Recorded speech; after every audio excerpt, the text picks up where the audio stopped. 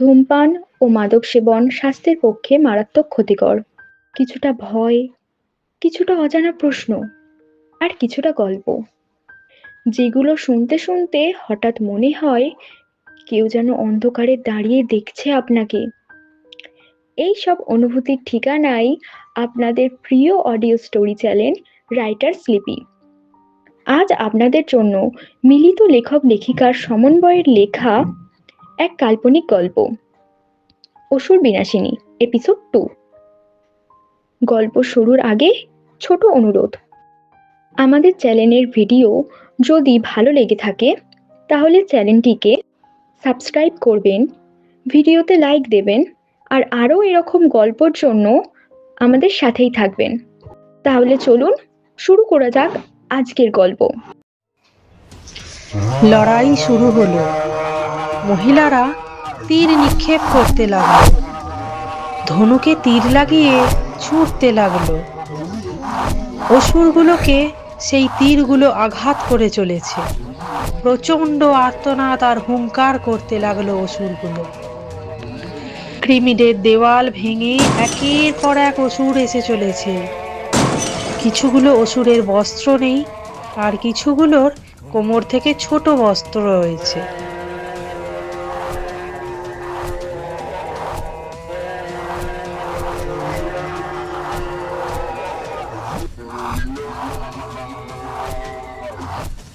হার্মি এবং ডলি মেরিকে আঁকড়ে ধরে রেখেছে। মেঘিস আর কিছুগুলো মেয়ে এসে ভয়ে ভয়ে দাঁড়ালো তাদের কাছে। তাদের একটু দূরেই বীরের মতো লড়ে চলেছে কিছু মহিলা।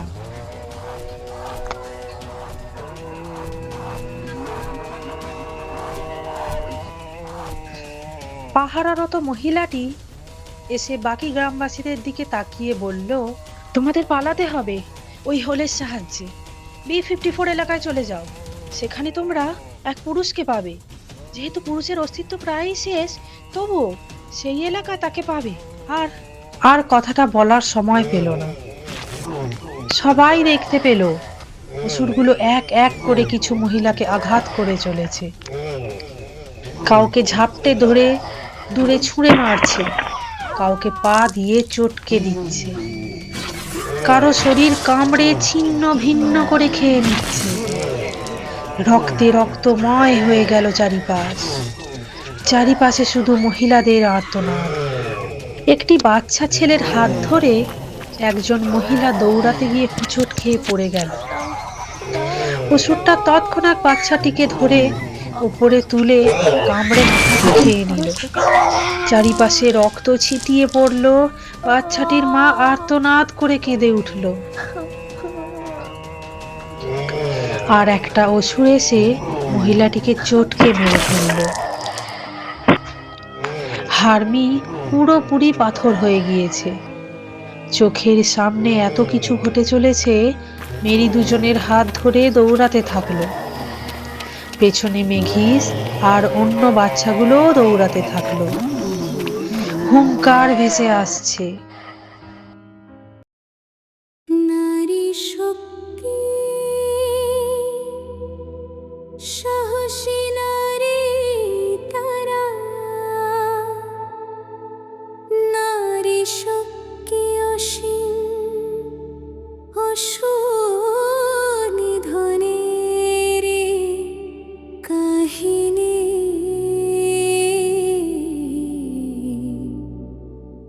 অসুর বিনাশিনী, অসুর বিনাশিনী।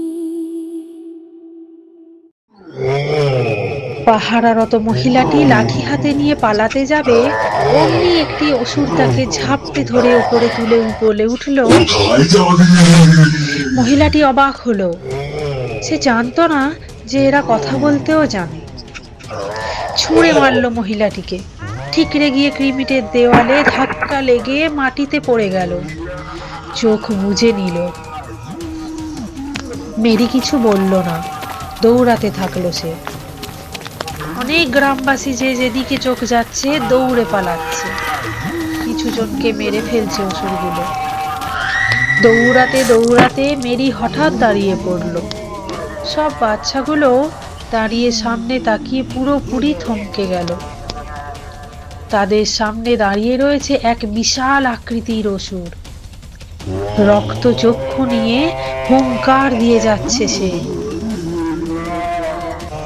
মেরি লক্ষ্য করলো বাম দিকের একটি ঝোপের সামনে B-54 এলাকায় যাওয়ার হোলটা রয়েছে, যেটা মাটির সাথে এক পাতাল পথ বলা চলে।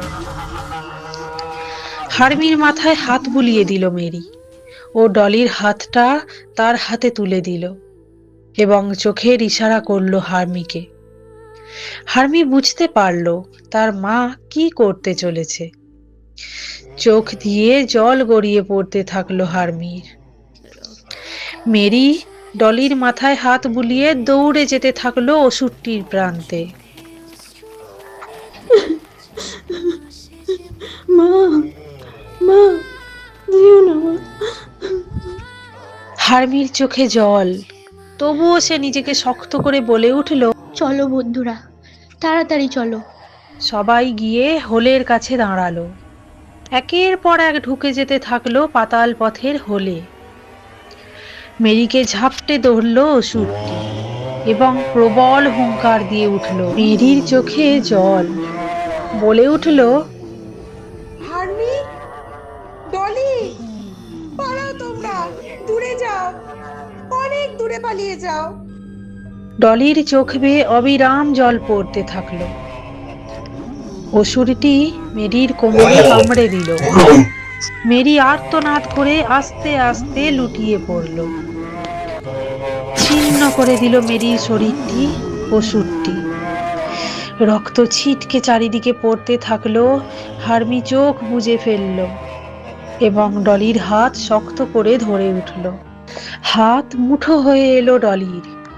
অসুরটা এবার হার্মি এবং ডলির প্রান্তে তাকালো। হার্মি বলে উঠল, তাড়াতাড়ি বোন, এখানে প্রবেশ কর।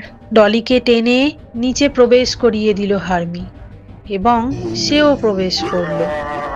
অসুরটি হোলের কাছে এসে ঝুঁকে বসে মাটিতে জোরে জোরে আঘাত করতে থাকলো। নিচেতে হেঁটে হেঁটে চলেছে সব বাচ্চাগুলো। ডলি একদম নিশ্চুপ হয়ে গিয়েছে। হার্মিও একটা কথাও আর বলার মুহূর্তে নেই। এটা একটা হোল, আর 3টে হোলে হয়তো আমাদের গ্রামের মানুষগুলো আছে। আমরা কোথায় গিয়ে পৌঁছাবো হার্মি? হার্মি একদম চুপ হয়ে আছে। মেঘিস এবার ডলির দিকে তাকিয়ে বলল, ডলি, কিছু বল, তোরা চুপ হয়ে আছিস কেন? এই বলে ডলির কাছে এসে বলল। জেঠিমা, ডলির চোখ বেয়ে জল পড়তে থাকলো। ছলছল দৃষ্টিতে তাকিয়ে দাঁত কড়মড় করে শব্দ করে বলে উঠল, মেরে দিল, মেরে দিল আমার মাকে। ওরা ওরা আমার মাকে মেরে দিল, আমার মাকে ওরা মেরে দিল। এই বলে হাঁটু গেড়ে বসে চিৎকার করে উঠল।